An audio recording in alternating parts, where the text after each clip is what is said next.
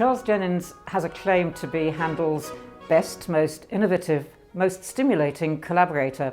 He provided the texts for some of Handel's greatest English works. He's of course best known as the librettist to Messiah, but he also collaborated with Handel on 3 other oratorios, Saul, Belshazzar and L'Allegro, Penseroso and Il Moderato.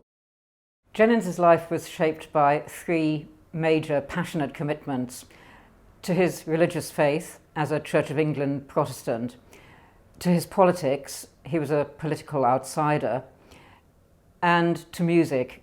I think Jennens had an instinctive understanding of what Handel did best as a composer, and he clearly was a Handel nut.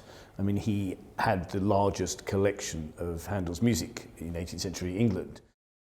He's a man who likes the best in literature. I can tell also that politically something interests him about the nature of kingship, and what it is to be royal and what it is to be royal and challenged. But more than that, I find it very difficult to say. He must be there for a private man, I guess, because he didn't shout about it. He didn't write for money. He gave Handel the librettos as a gift. He didn't write for glory. All his librettos were anonymous.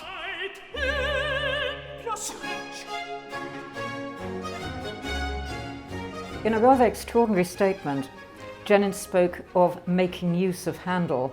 The idea of a librettist making use of the composer rather than the other way around is interesting. He saw Handel's music as the perfect conduit for his own ideas, both religious and political.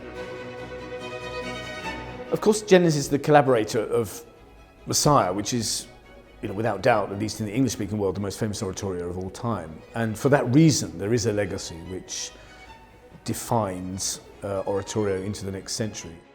There's always moments in Messiah, and again I do it so often, but there's always something of relevance to that moment. When I sing "Why do the nations rage so furiously together," there's always a headline in the paper that morning of another attack somewhere in the world.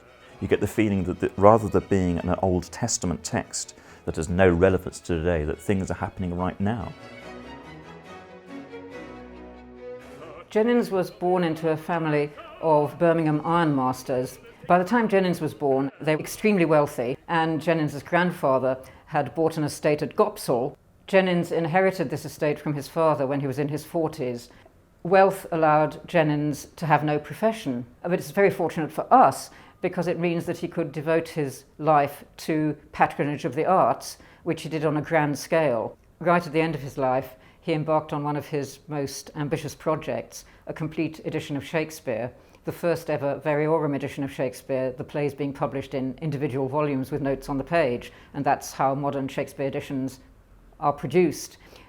But in doing so, he got across the current Shakespeare mafia in the form of the leading editor, George Stevens, who made sure that through his media contacts, Jennens' reputation was completely rubbished. And that survived long after Jennens' death, often without any awareness of his philanthropy, his work for Handel, his artistic patronage. History is always a little bit unkind on librettists, and it's always composers that we remember. But it's fair to say, especially with Jennens, that it was a real collaboration and one of the most interesting relationships in the 18th century.